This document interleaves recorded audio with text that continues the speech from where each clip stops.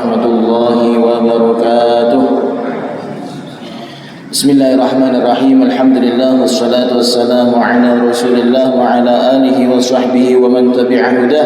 Wala haula wala quwwata illa billah. Amma ba'd. Allah manfa'na bima 'allamtana wa 'allimna ma yanfa'una wa zidna ilma. Fadilatul muhtaramin, para alim, para ulama, para sepuh bini sepuh, hadirin hadirat jamaah Masjid Agung Kudus rahimakumullah wa radhiya ankum wa barakalakum.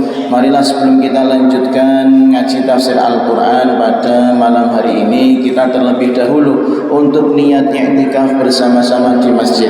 Bismillahirrahmanirrahim. Nawaitul i'tikafa fi hadzal masjid sunnatan lillahi ta'ala. Pembahasan terakhir yang kita bahas kemarin di minggu yang lalu adalah sampai pada qauluhu ta'ala wala taqraba hadhihi syajarah, yang artinya secara harfiah, wahai Adam dan Hawa, janganlah sekali-kali kalian berdua mendekat. Nyedak mawon tidak boleh. Janganlah sekali-kali kalian berdua mendekati pohon ini. Nah, yang mau kita bahas pada malam ini adalah manau'u hadhihi syajarah. Pohon apa sih yang dilarang oleh Allah kepada Nabi Adam dan Sayyidatina Hawa untuk didekati? Nah, ada para ulama berbeda pendapat. Qila hiyal burru wasumbulah. Dikatakan yang pertama adalah pohon yang dimaksud adalah sebangsa gandum-ganduman, yaitu daripada adonan membuat roti.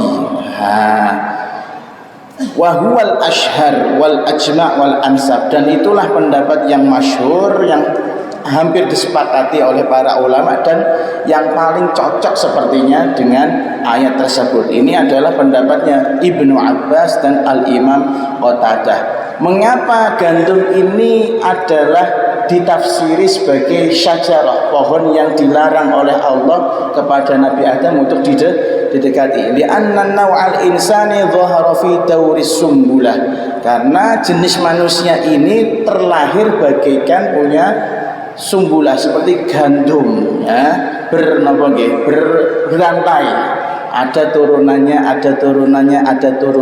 gitu. Wa 'alaiha min kulli launin, dan di atas gandum juga banyak macam-macam warna seperti kulit manusia, ada yang hitam, ada yang putih, ada yang sawo matang seperti kita gitu kan. Wa thamruha ahla minal asal, kemudian buah-buahannya itu lebih manis daripada madu. Wa alyan minaz zabad, dan lebih lembut daripada untuk niku napa? Untuk tahu ya? Buih nggih. Tapi bisa az-zabadi bisa dimaknai napa? Keju juga bisa. Az-zabadi itu sekarang di Saudi az-zabadi. Wa ashaddu bayadan minas talji, dan lebih putih daripada es atau es niku nggih. Kullu habatin min hintatiha mithlu kulli qiyatil baqarah, setiap daripada bentuk biji daripada sumbulah tadi atau gandum tadi seperti halnya pantatnya sapi. Tapi waqad ja'alaha Allah subhanahu rizqa auladihi fid dunya, dan Allah jadikan gandum ini sebagai konsumsi manusia di mana? Di dunia. Walidzalika qila tanawala sumbulatin fabtuliya biharfis sumbulah. Maka banyak orang atau ulama mengatakan ketika waktu di surga dulu Nabi Adam dilarang untuk makan konsumsi syajarah, yang diartikan sebagai tadi gandum. Maka ketika beliau mengkonsumsi gandum, maka akhirnya Allah subhanahu wa ta'ala turunkan beliau di dunia, dan beliau disuruh untuk bercocok tanam. Salah satu hasil cocok tanamnya adalah menanam gandum. Tapi di Indonesia nggih pari ngoten nggih, beda. Itu tafsiran yang pertama. Jangan begitu dipedulikan, ya. Jangan begitu dipedulikan. Ini nanti ada konklusinya soalnya. Ada yang pendapat mengatakan waqila al-kurmatu anggur. Nah, dia mengatakan buah yang dilarang untuk dikonsumsi Nabi Adam di surga adalah anggur. Walidzalika hurrimat alainal khamru. Maka jangan aneh ketika kita di dunia masih hidup di dunia ini selamanya nggak boleh mengkonsumsi minuman keras. Karena dulu orang-orang dulu kalau mau mengkonsumsi miras itu salah satu komponen pentingnya adalah terbuat dari apa? Anggur. Nah, didiamkan sampai berfermentasi, wah itu kadar alkoholnya naik itu, mendem akhirnya ya. Terus ada yang mengatakan awit tin, buah tin. Pernah makan buah tin jenengan? Nah, buah tin. Kalau di Indonesia biasanya sudah dikeringkan menjadi oleh-oleh daripada orang pulang dari haji dan umrah. Bukan kismis loh ya, tin agak besar, rodok kecut-kecut sidik. Nah, itu buah tin. Qalahu ba'dus sahabah. Pendapat ini adalah sebagian yang dikatakan oleh para sahabat. Walihada ibtalahul haqqu bilibasi waraqiha kama ibtalahu bisamriha wa huwal bala al hasan. Maka karena buah tin ini dilarang oleh Allah untuk dikonsumsi Nabi Adam di surga dulu, maka Nabi Musa atau Allah Subhanahu wa taala menguji Nabi Adam untuk memakai pakaian-pakaian yang bahannya dari apa? Dedaunan pohon tin. Nah, dedaunan pohon tin. Maka kata beliau wahwal balaul hasan. Ujian seperti ini adalah ujian yang baik. Nah, ketoknya diseksa atau ketoknya seperti disusahkan hidupnya Nabi Adam oleh Allah Subhanahu wa taala, tapi hakikatnya adalah apa? Demi kemanfaatannya Nabi Adam. Waqila syajaratun man akala minha ahdatha wala yanbaghi ayyakuna fil jannati hadathun qalahu Abu Aliyah.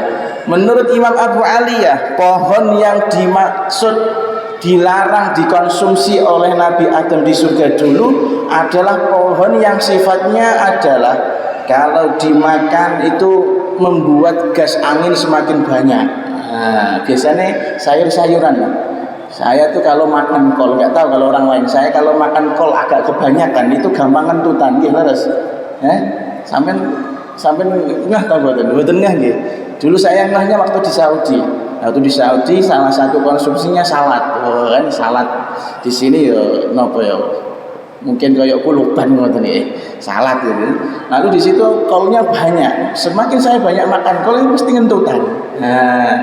Nah, setiap pohon yang mana kalau dimakan buahnya membuat orang menjadi hadas.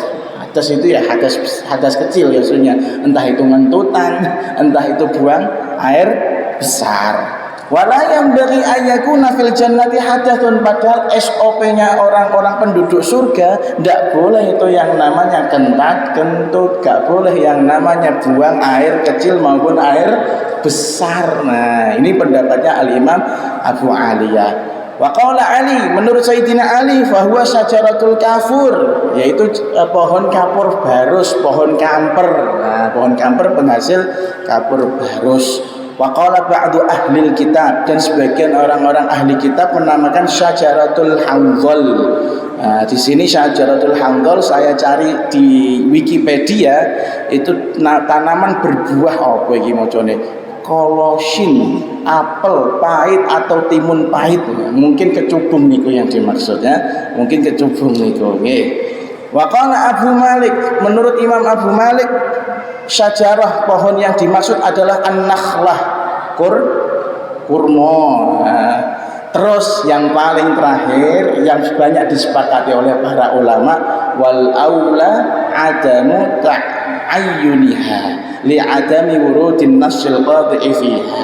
Yang lebih netral, yang lebih pas, syajarah pohon yang dimaksud di dalam Al-Quran jangan kita maknai sembarangan. Sudahlah, kembalikan saja nanti kepada Allah Subhanahu wa ta'ala. Mau itu kamper kayak mau itu buah tin atau terserah, tidak penting, tidak ngefek bagi kita, nggak ngefek bagi kita. Yang penting kita iman. Kenapa seperti itu sikapnya? Karena memang betul-betul tidak ada dalil atau petunjuk jelas tentang hal ini. Dan para ulama menambahkan, buat apa sih kalau kita tahu jenis pohon yang dilarang tersebut?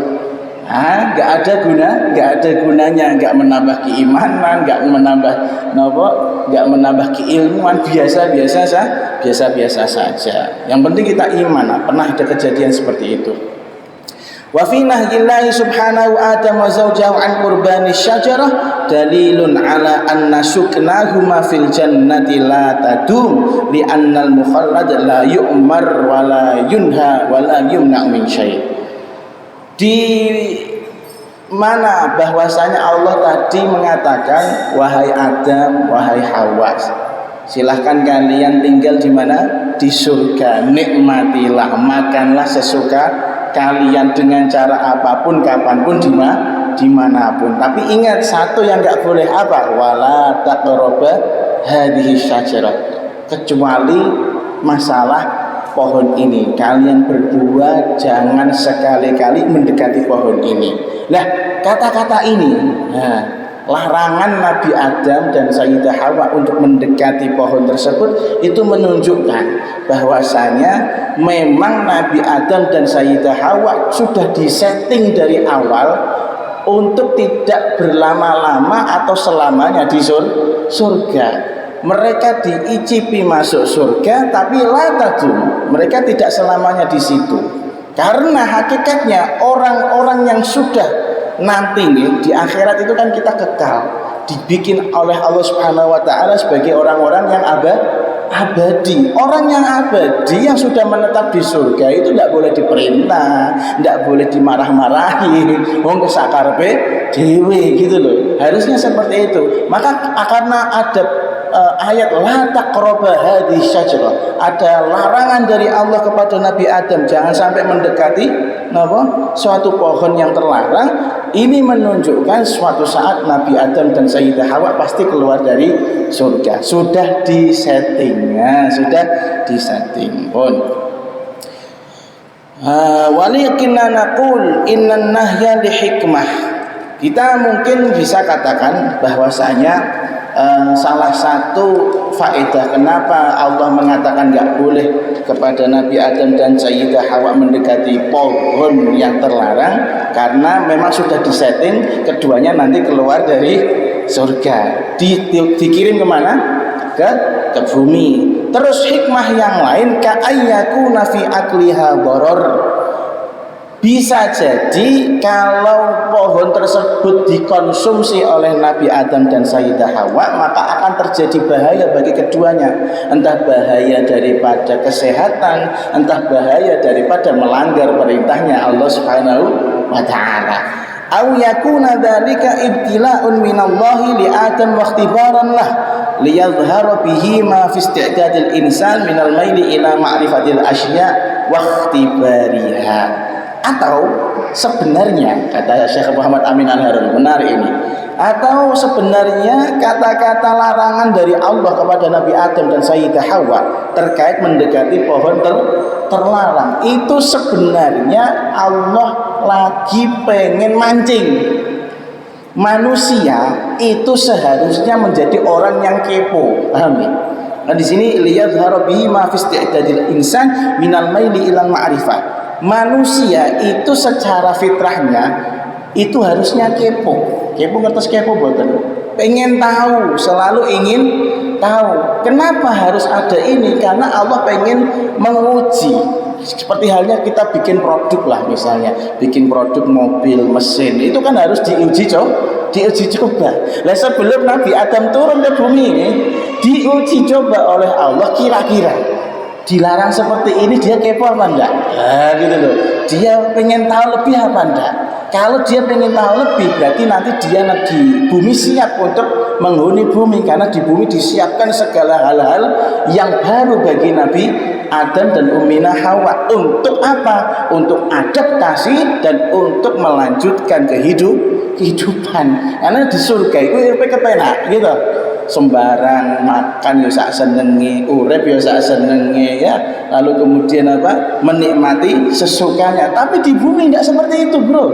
Di bumi beda, tidak ada yang siap. Pakaian harus diolah dulu, ambil dari dedaunan, kemudian serat-seratnya dikumpulkan, lalu baru jadi apa?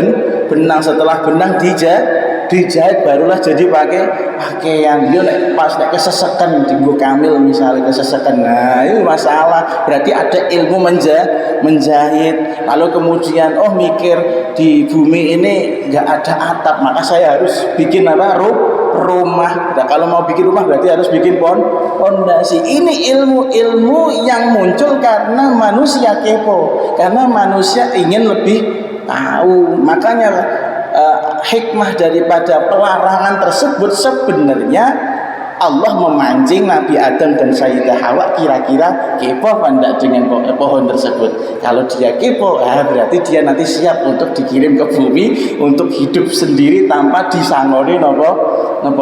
Paham jenengan?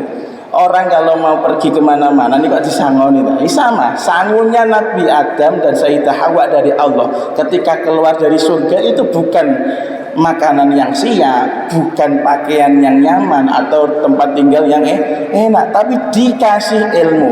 Kamu di sini mengambil ilmu, maka terapkan ilmumu di bumi. Nah, gitu loh. Gunakan akalmu untuk bertahan hidup. Walau kana fi dzalika ma'siyah yatarattabu 'alaiha dharar.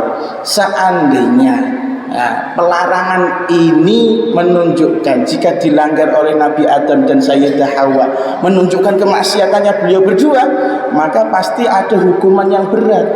Tapi nyatanya nopo, boten dihukum, hanya diturunkan ke bumi untuk melanjutkan hidup, karena Allah sudah jauh dari awal, inni ja'ilun fil ardi khalifah, aku ciptakan orang atau sosok yang akan memimpin muka bumi. Lah sing mimpin aja ning swarga dimensinya tidak sama dengan bumi. Gimana cara mengeluarkannya? Sementara Nabi Adam ketika masuk surga pun sudah dielu-elukan namanya, dibesar-besarkan, dianggap orang yang tokoh, alim dan segala macam, bahkan malah kan siapa?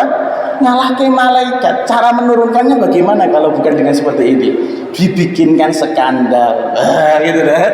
Dibikinkan politik oleh Allah. Tapi semuanya bukan dalam rangka menyusahkan hidupnya Nabi Adam. Tapi memang tugasnya Nabi Adam dari awal dibikin oleh Allah agar memimpin muka bumi ini bersama para nabi, bersama para rasul dan anak keturunannya ila yaumil qiyamah. Paham nggih? Maka kita, ini hati-hati.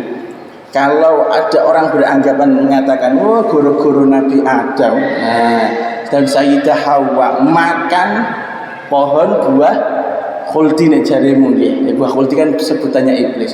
Guru-guru Nabi Adam makan buah itu, akhirnya kita semua anak keturunannya hidup susah di dunia, mencoba mencari cinta ditolak, mencoba mencari ma'isyah bisnis bangkrut, mending mati saja saya, kan gitu. Ngapain saya keluar dari bangsa manusia? Ini putu kurang ajar. Dan hati-hati, ini putu yang model ngeten niki pemikirannya bisa jadi ada indikasi tangtisun lima qamil anbiya, menganggap remeh atau menurunkan kemuliaan derajat para nabi. Lu iya, sementara akidah Ahlussunnah wal Jamaah, nek ada orang yang menghina nabi itu murtad. Itu jelas benar, nggak apa-apa. Hati-hati, jangan sampai pernah nyalahin nabi. Hati-hati.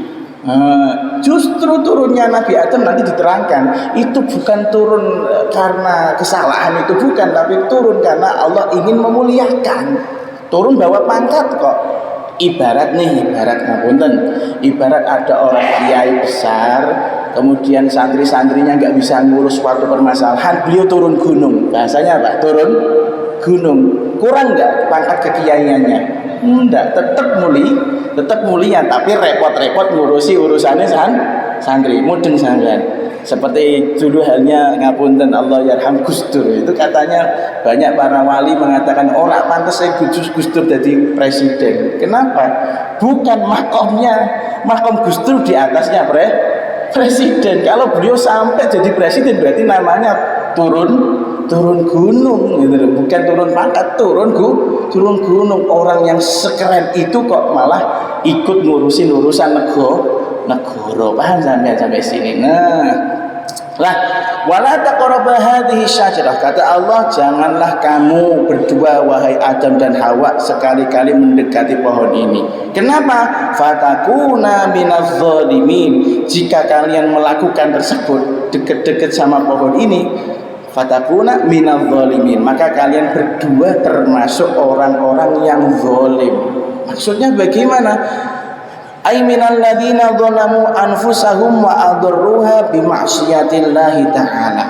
Karena kalau kalian benar-benar mendekati pohon ini wahai Adam dan Hawa, maka kalian sebenarnya zalim pada diri kalian sendiri, alias merugikan diri kalian sendiri, karena itu termasuk bentuk daripada zahirnya apa? Melanggar perintahnya Allah, melanggar aturannya Allah. Au bi ikhrajikuma min darin na'im ila daris syaqa. Atau yang dimaksud zalim itu adalah menyengsarakan diri sendiri karena akibatnya kalian akan dikeluarkan dari surga menuju dunia bumi. Au bil fadihati fil mala'il a'la, atau karena kalau kalian mendekat pohon ini membuat kalian ini menjadi gunjingan orang-orang mulia, digosipi karo molo eka. Tah wis enak-enak ning swarga. Ya segare iku tok wae sing ora oleh diterjang kok ijek diterang. Nah, itu tafsiran-tafsiran. Au bimutaba'ati iblis, atau karena kalian misalnya melakukan atau benar-benar mendekati pohon ini berarti kalian tidak ikut perintah Allah, berarti sedang mengikuti jalan pikirannya setan. Itu tafsiran yang lain. Au bitarkil aula. Nah ini yang paling ringan ini. Atau maksudnya zalim adalah bahwasanya kalian malah memilih yang remeh, meninggalkan yang lebih utama. Perintah Allah apa? Jangan deketi pohon ini, tapi mereka tetap menerjang. Nah, qala qaumun, sebagian ulama mengatakan, sebagian orang, bukan ulama, huma awwalu man zalama nafsahu minal adamiyyin. Hati-hati. Sebagian orang-orang mengatakan mereka berdua, Nabi Adam dan Ummina Hawa, adalah orang yang pertama kali merugikan dirinya sendiri, zalim karo awake dhewe. Tapi hati-hati kata-kata ini tadi, tangqisun limakanatil anbiya, mengurangi atau menghina derajat kenabiannya Nabi Adam. Nah, tapi waqala qaumun kana qabluhum zalimun syubbiha bihim wa nusiba ilaihim. Tapi sebagian orang ada yang rada moderat, mereka mengatakan orang-orang yang zalim itu sebenarnya sebelum Nabi Adam dan Sayyidah Hawa melakukan pelanggaran itu sudah ada, yaitu para malaikat, para jin, dan mereka dinisbatkan, dianggap seperti jin yang zalim ya karena melanggar perintah Allah, sama-sama melanggar perintah Allah. Wa qala ba'du ahli al-isyarat alladhi yaliqu bil khalqi atamus sukuni ilal khalqi wa ma zala adam wahdahu bi kulli khairin wa bi kulli afiyah. Ini tafsirannya. Ketika orang-orang ahli isyarat, ahli kasyaf, orang yang sering mendapatkan ilham dari Allah Subhanahu wa taala, ketika baca ayat ini, itu mereka punya kesimpulan lain. Apa? Sudah sepatutnya kita sebagai makhluknya Allah Subhanahu wa taala jangan sampai merasa nyaman dan tenang dengan sesama makhluk. Dan ketahuilah ketika Nabi Adam dulu jomblo, sebelum ada siapa? Sayyidatina Hawa, beliau baik-baik saja, tidak masalah di surga, tidak masalah, tidak ada larangan apapun. Tapi mulai ada Sayyidah Hawa, nah ini hati-hati, agak lupa dengan Allah Subhanahu wa taala, akhirnya menjadi konslet, dikeluarkan dari surga. Ini isyarat bagi kita, awak dhewe ojo gumandung karo manusa. Saya pernah menyampaikan salah satu kisah yang biasanya saya sampaikan di manasik haji itu. Kalau nggak salah, ini ceritanya dari Alfi Ahmad Abdul Fattah pernah cerita bahwasanya dulu ada santrinya Mbah Dullah Salam, baik orang kaya pengen mangkat haji, sowan Mbah Dullah, Mbah saya pengen haji Mbah, tapi kan saya orang kaya, kurang lebih ceritanya gitu, saya orang kaya, biasanya dirumati, tolong carikan orang yang kira-kira saya nanti kalau selama haji itu kebutuhan saya dilayani, tolong carikan Mbah. Kata Mbah Dullah Salam, oh ya siap, nanti saya carikan, nanti kita temukan. Dipethokno karo wong tukang dokar, kalau nggak salah gitu. Dokar, ngerti dokar lah mboten kan? Dokar itu terus dokar itu apa ya? Jaran kuda terus belakangnya ada penumpangnya itu. Nah, itu namanya dokar. Repot. Kemudian akhirnya ketemu di Mbah Dullah Salam, akadnya selama saya haji nanti kamu dari sini sampai ke sana sampai kembali lagi saya biayai ongkosnya, saya biayai ongkosnya, tapi dengan syarat apa? Melayani saya ketika saya butuh keperluan, saya ndoro kamu anak buah. Oh iya siap. Wabatu faidan sampai Mekah, bukannya majikannya dihormati sama buruhnya, justru buruhnya yang dihormati sama majikannya, karena selama proses haji si buruh malah sakit. Nah ini ada isyarah, ada musukuni ilal khalqi, jangan sampai percaya sama makhluk, jangan sampai merasa aman dengan sesama makhluk, jangan merasa gumantung tergantung dengan makhluk, banyak kecewanya, jangan ya Cek ya. Nah gitu loh. Falamma ja'ahu syaklu wazzawj zahara ityanul fitnah waftitahu babil mihnah. Nah ketahuilah, ketika Nabi Adam sudah berstatus menjadi suami, lalu kemudian ada Sayyidah Hawa menemani di surga, baru terjadi masalah gitu. Wahina sakana Hawa ata'aha fima asyarat alaihi minal akal fawaqa'a fima waqa'. Maka ketahuilah, sebenarnya pelanggaran ketika makan buah tersebut, Nabi Adam makan buah tersebut, itu kan pelanggarannya karena dia terlalu cinta sama Sayyidah Hawa, merasa nyaman dengan Sayyidah Hawa, sehidup semati ya, sesenang sependeritaan.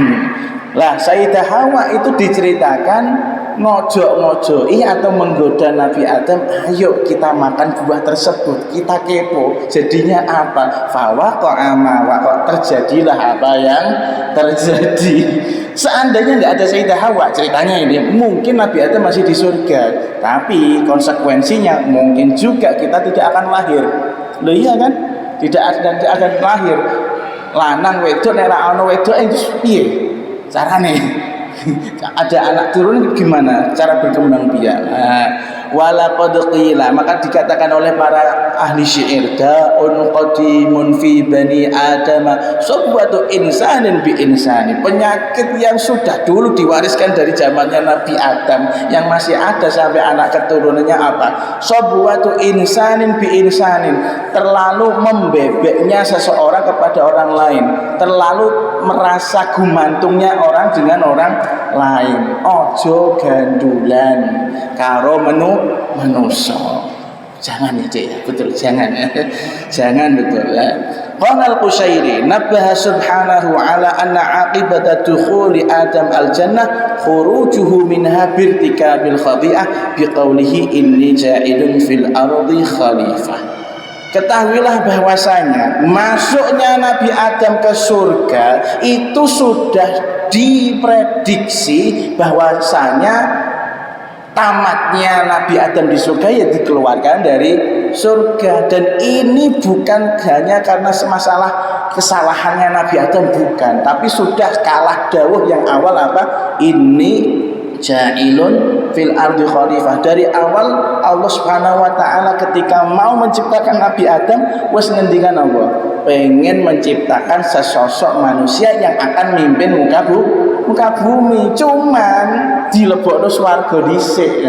Padahal surat keputusannya, tugasnya sudah jelas di mana tadi? di bumi. Nah, mau tidak mau harus dibikinkan skenario. Mau tidak mau harus dibikinkan skenario. Ngapunten.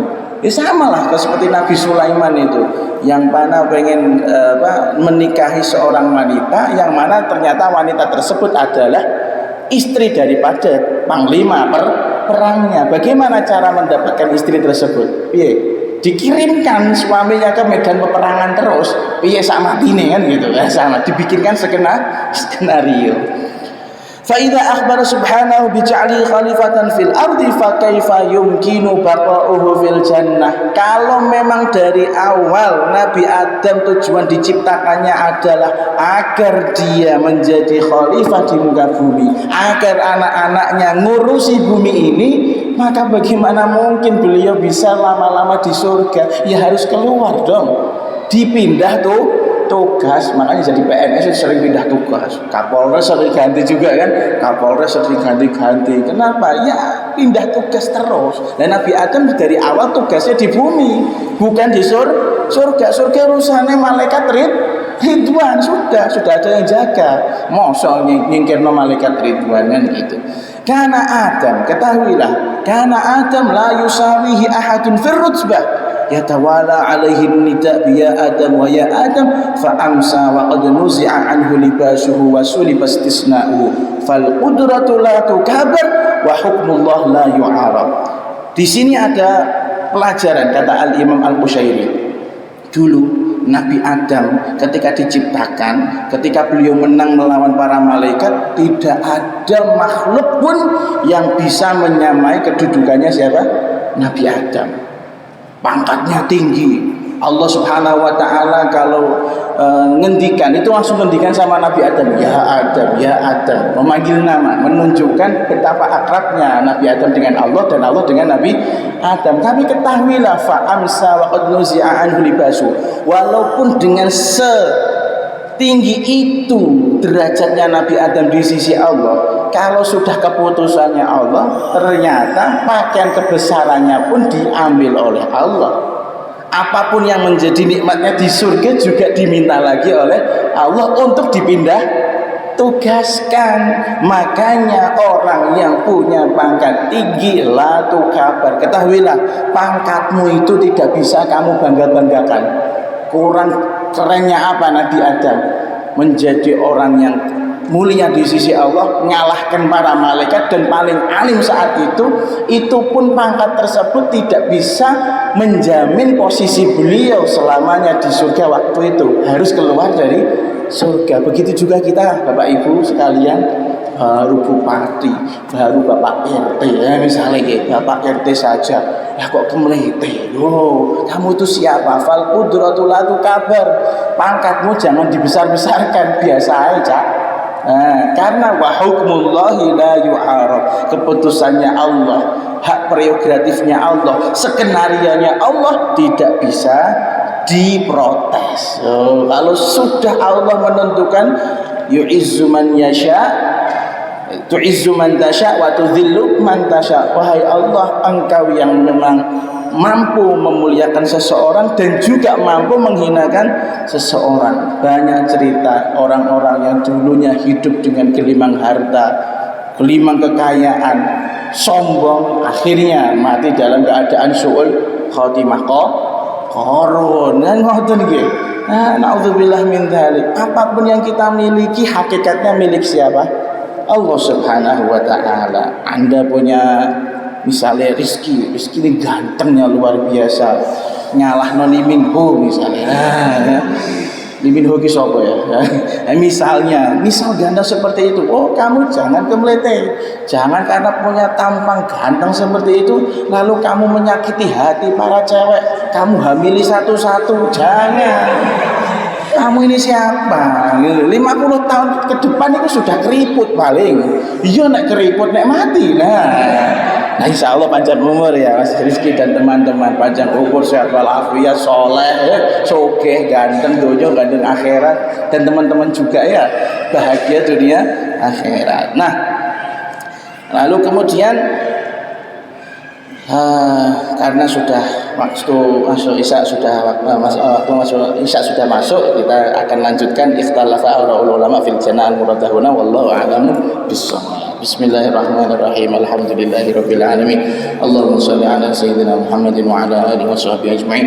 Rabbana anfa'na bima 'allamtana rabbi 'allimna alladhi yanfa'una rabbi faqihna wa faqih ahlana wa qurrabatin lana fi dinina ma'a ahli al-qudri untha wa dhakar rabbi waffiqna wa waffiqhum lima tartadi qawlan wa fi'lan karama warzuqil kulla halalan daima wa akhilla atqiya ulama nahda bil khairi wa nukfa kulla syarr rabbana waslih lana kulla syu'un وأقر برضا منك العيون واقض عنا ربنا كل الديون قبل أن تأتينا رسل المنون واغفر استر أنت أكرم من ستر وصلاة الله تغشى المصطفى من الحق دعانا والوفاء بكتاب فيه للناس الشفاء وعلى الآل الكرام الشرفاء وعلى الصحب المصابيح الغرار اللهم اهدنا بهداك واجعلنا ممن يسارع في رضاك ولا تولنا وليا سواك ولا تجعلنا ممن خالف أمرك وعصاك وحسبنا الله ونعم الوكيل ولا حول ولا قوة إلا بالله العلي العظيم يا ربنا اعترفنا بأننا اقترفنا وأننا أسرفنا على لظى أشرفنا فاتب علينا توبة اغسل لكل حب استر لنا العورات وآمن الروعات واغفر لوالدينا